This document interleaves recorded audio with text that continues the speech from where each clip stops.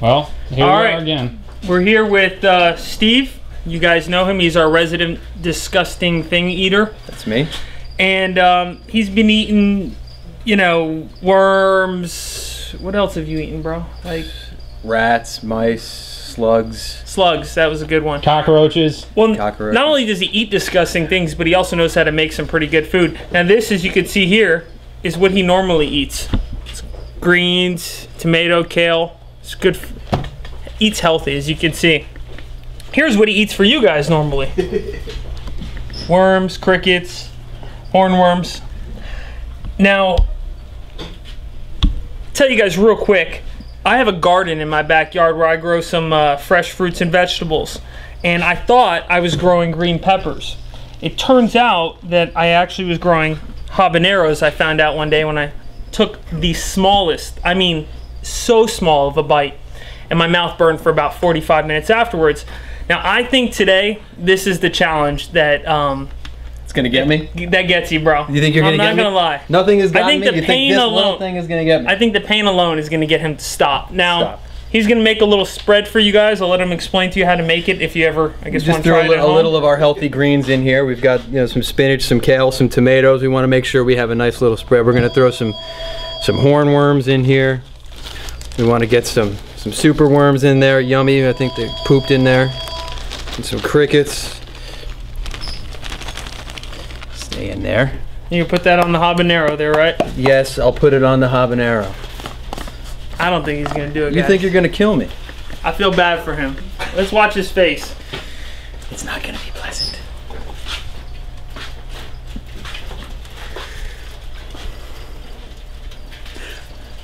Only for you. That's it. Because I love you. And I am single, ladies.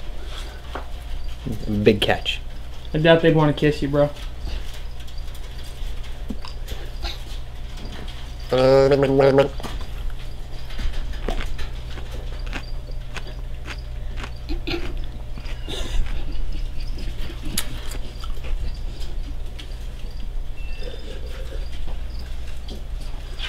Why don't you take the pepper without some of that?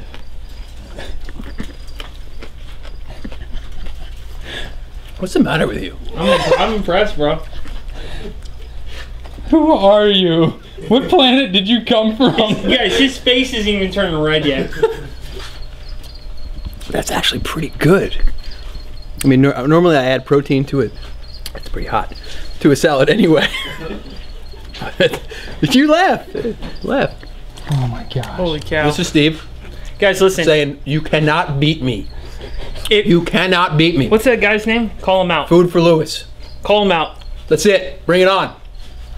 Whatever you want to eat. Live tarantulas, cockroaches, emperor scorpion. That's hot. You cannot beat me. I cannot be beat. Bring it on. If it wasn't fire in, it's definitely gonna be fire out, bro. Good luck with that. Until next week, I love you.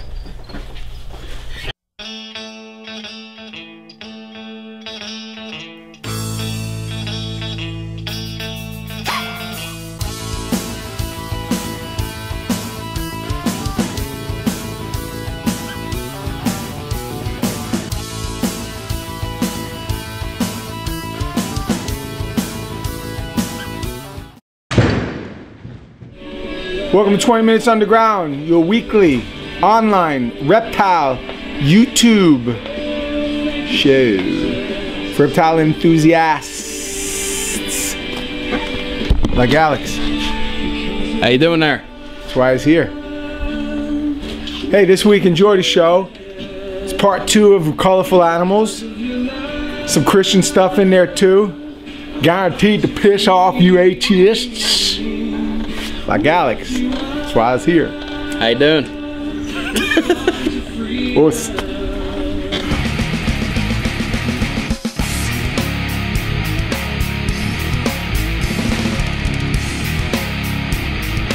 Underground reptiles, one of the coolest things about the reptile industry, and the most you can do with the setup. Dart frogs. What animal isn't cool that puts off poison in their skin? These guys out in the wild, especially cobalt blues that are really, really bright, put off familial toxins.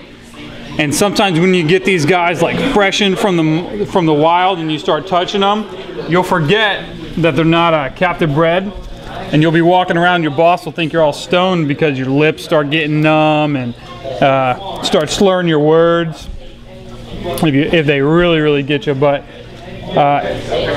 these guys like it really wet. This right here is Exoterra started making this cloth moss stuff, and they really like chilling on that. And they'll climb up in these little crevices. If you give them an arboreal setup, they'll go all over the place and use it to its full capacity. But they will get about 2 inches, so they're one of the larger tinks that you will get. They're in the Dendrobates family, and these guys are very easy to tell from males and females. The males will have a heart-shaped toe pad, which you can look up a lot of pictures online. We'll put it on our link. And the females will have a more square toe pad, and they will also, the females will stay really fat, and the males will stay real skinny. You tell me if it's like humanity or not. Females in the dart frog world, fat, and even like chameleons, and it's funny how God made female animals in the reptile world usually uglier and fatter than the males. You know, maybe it's opposite from humanity, maybe for you it's not. You tell us. But you can't go wrong with dart frogs. You can do so much with this setup. You can do so much with everything from doing live plants to doing plants that look live, to doing arboreal, to doing real low terrestrial, lots of hideouts. You can do automatic misters and foggers, and it's just endless the possibilities with dart frogs. They all come from the South America, Central American region. These guys stretch all the way down to Brazil and up to Central America. So they are a wide range. Some dart frogs, you look on a big map and it has this little tiny red dot, and they come from a really concentrated area. And it's so crazy that God made all of them to spread out and some of them to stay in one spot. And you can only get that one dart frog from a specific spot in South America, Central America, wherever it is. But they're really awesome. And again, if you're getting them as a pet, you find out if it's something, generally if it's open to the public, it's going to be something that's been in captivity for a while. But every once in a while we'll get those straight out the wild, and you forget, and we start picking them up and our hands start getting numb, and you touch your face and all of a sudden you can't feel the side of your face and it's drooping down. And they're really cool to work with. And fruit flies, what's not easy about fruit flies? So if you don't have dart frogs, get into dart frogs. They're awesome. You'll like them, and we like them.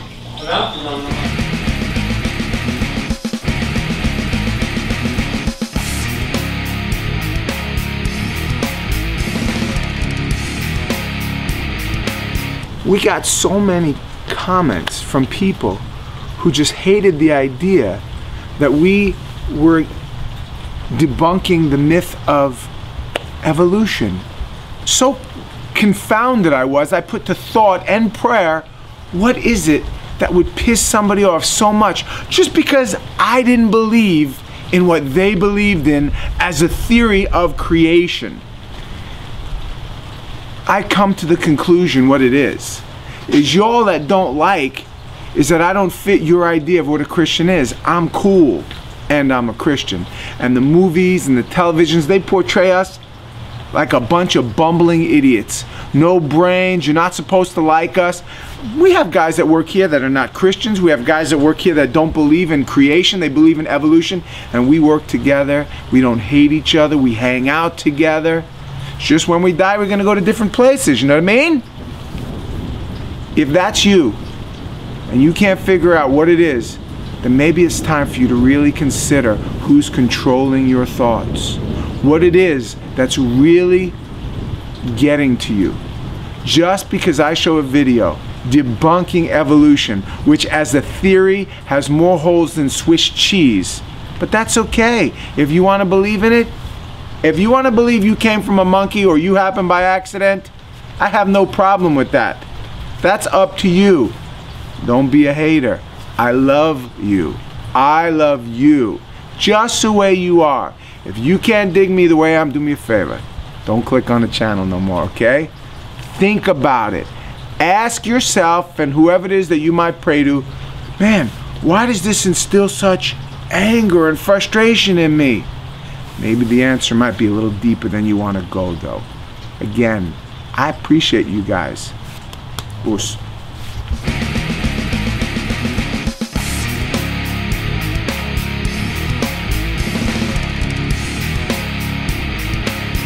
Hey guys, it's Moody Booty here, and not only do I give away free crap, but I'm gonna teach you guys a little something about some freaking axolotls, also known as Mexican salamanders. What's cool about these guys is they're friggin' aquatic, and they stay that way. Unlike most salamanders that have a larval stage where they start off in the water, and then they come out onto land, they lose their gills. Not these guys, no siree. They stay aquatic their entire lives. Most of them will get around 6, upwards of 9 inches. Some have gotten up to 12. There's even some that are recorded to get up to 18 inches. Now, believe it or not, these are all the exact same animal. There's just different morphs that we got here. First, if you look over here, that is a leucistic. You can tell, white body, pink gills, solid black eyes. As they get older, that translucent look to them where you can see kind of through them, it goes away. They get like more of a solid white. Over here, these two, though they look quite similar, I don't want to touch them with my finger, but if you look there, that one back there is a wild type. That is what they generally look like in the wild. That's kind of like the normal phase. If you come forward a little bit, that darker looking one there with the solid black eyes, that is a melanoid. He gets black pretty much as he gets older, solid black eyes. And then finally, you got in the back there, the golden albino.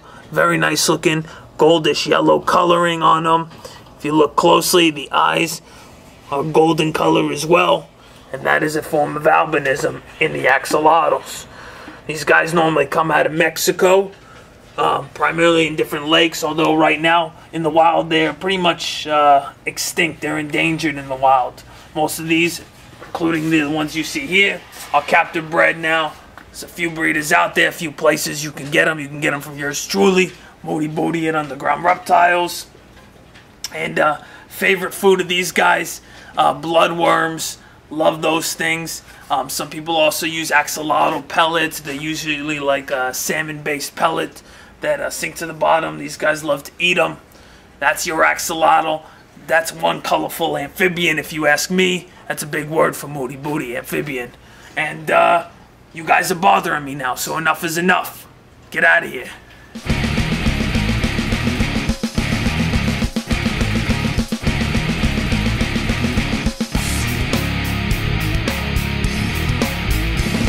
Consider this, if you will. According to the theory of evolution, everything happened by accident.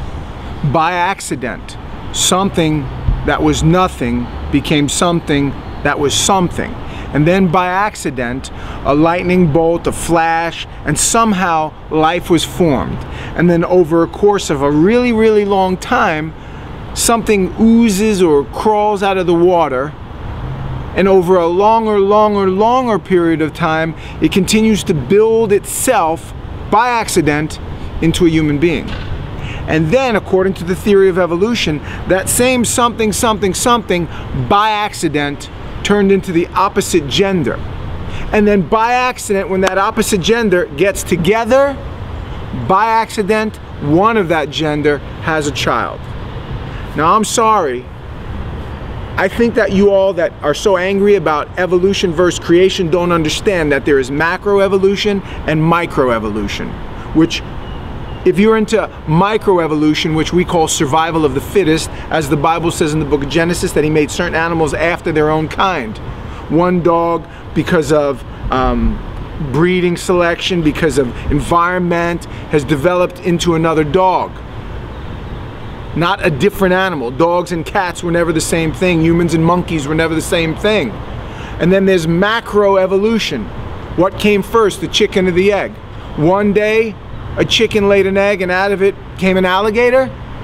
Or if we go enough millions and billions of years, eventually it developed into something else. Do you understand The inaccuracies of carbon dating are well told. There was pennies carbon dated that turned out to be 1,000,000 years old. You have to think. You can't become a sheep. And I think that's what offends a lot of people. Like right now, some of you guys are sitting behind your, how could he be? You're fitting. You know why? Because I don't fit your idea of what a Christian's supposed to be. I'm not some geeky little faggy little boy who sits around going, I'm not a pacifist. I'm in your face. You don't like that, do you? Well, listen, I think you need to get a brain. I think you need to start using it. And I think you need to start questioning why you believe what you believe. I have nothing against half the guys that work in my store. Again, I'll tell you this. I have nothing against those that don't believe in the Lord Jesus or those that don't believe in creation. Nothing. I love them. Some of them are my best friends. That's it. There's no other but. Think about the theory of evolution, and just because it's been drilled into your brain and some spiritual stronghold is on your spirit that tells you, if I believe in creation, that means, how do you think everything existed? By accident, the little eats the bigger eats the littler, and so forth and so on. This whole circle of life. You pick something off a tree and you eat it, and that happened by accident? Nourishment and vitamins and amino acids, please think. Even if you don't believe in the God of the Bible, creation is real. And it's about time you all figure that out. You've been sold a lying bill of goods. You have.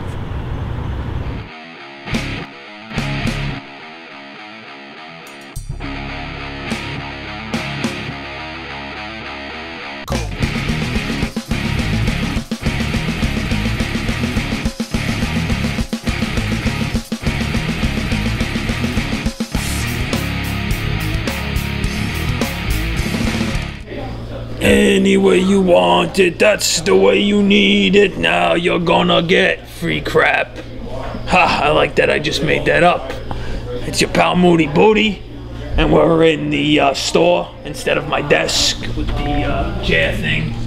As you guys can see, there are people over there, so I do get out every once in a while. Anyways, we're not here to talk about me, we're here to talk about free crap, and that's what you guys won, because your comments were picked on the YouTube so that you can win this free crap here. What are you gonna win? Rep the Rock. How's that sound? You guys like me singing all that rock music? Now you'll get a Rep the Rock dish. If you don't like that, tell somebody who cares. Anyways, moving on. First winner up, we got Donald Evans. He says that he likes to go hunting for reptilian, amphibian things near the creek. Oh, at the creek near his grandpa's house in Tennessee. Let's see, he says he hunts salamanders. That's pretty cool. He hunts skunks. He hunts skunks. You gotta be kidding me. Anyways, what else does he hunt? He hunts copperheads. He hunts salamanders, skunks, and copperheads. I guess maybe he hunts the skunks before he hunts the copperheads so that the copperheads are less prone to bite him, maybe. Either that or this kid's real dumb. One or the other. I'm leaning towards the latter. Let's move on. He won free crap. Our next winner, Tyson Nicola 123. Favorite place to hunt is Palaca, Florida. I guess that's how you pronounce it. He says he's been hunting there since he was a young boy. I guess that was last year. And says he would catch like 20 to 30 anoles. Wow, those are aggressive. Be careful with them. 20 to 30 anoles. He's courageous. Here's the next Animal Planet show right there, guys. The anole catcher. Beware. He wrestles him with his bare hands. Anyways, he says that he figures that's what got him into reptiles, because he would go out and catch these anoles. That or the fact that reptiles can't run as fast as people do from you, whichever one it is. Moving on. Last winner, Hooper's Herps. He says he goes to Gargal National Park in Sydney, Australia. Haha, Sydney, Australia. Here's a little fun fact for you guys. That's just basically a glorified prison colony, Australia. I bet you guys didn't know that, yeah. And I'm just kidding, guys. But seriously, I'm not. That's actually a real fact. And I love those kangaroo cowboys. Anyways, guys, all joking aside, Australia would be a pretty cool place to go catch some reptiles. Only problem is they don't take too kindly to that, and especially don't take too kindly to shipping animals outside of Australia. But, you know, a dream of mine is to maybe go there one day and catch some animals. Man, that would be fantastic. Maybe you guys can send me there since I give you guys free crap all the time. We should start a Send Moody to Australia fund. Yeah, it sounds good. But anyways, that's enough. You guys are bothering me, and I'm gonna go daydream about Australia. I come from a land down under where women glow and men plunder. Yeah, that's good.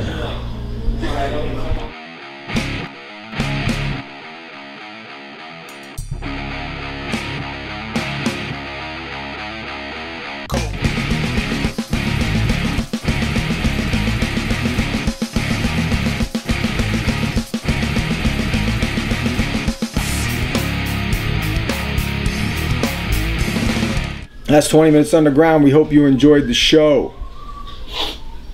Even you atheists. This week's question of the week, last week's question of the week was so good. You guys had such great answers. Brought back so many memories. And I want you to know something also. If it is legal to hunt in the place that you're at, we are always interested in purchasing animals. If you're up in Maine and you catch a lot of red apes or salamanders or wherever you're at, if it's legal to hunt and collect them, we'll teach you how to bag them, box them. We can actually send our guy out to pick them up, our carrier to pick them up. So if you're out there and you want to make a few extra bucks and it's legal, only where it's legal, please, we don't do anything that violates any of the laws of our great nation. Please don't hesitate to call and ask. Hey, ask for me. My name's Ryan, and we'll tell you about it. This week's question of the week is, what is your favorite meal cooked with an animal? For instance, this past Easter, a buddy of mine from Jamaica cooked us some alligator tail. And he did some kind of, you know what kind of thing he did with that? Whatever it was, man, it was fried, it was good. We had this alligator here and he got too big. So we killed it, we cut it up, we got all that meat out of the tail. He fried that thing up like little, what are they, like corn nugget thingies? Yeah. Man, they were so good. It was the best stuff I have had in a long time. What's your favorite meal? And we'll post recipes next week. Start next week, we're gonna post recipes. Hey, you cooked rattlesnake, you cooked, you know, you fried up a rubber salamander or something like that. Who knows? Send us what you ate that was good. Now, you guys that joked around, that one guy that said he catches T-Rexes, I gotta call you on that. I don't think you did. So don't send us any fake thing like, oh, I cooked bull balls and they were delicious. Whatever. Keep that to yourself. Not interested in your bull balls. Thanks for coming. God bless you all. Wuss.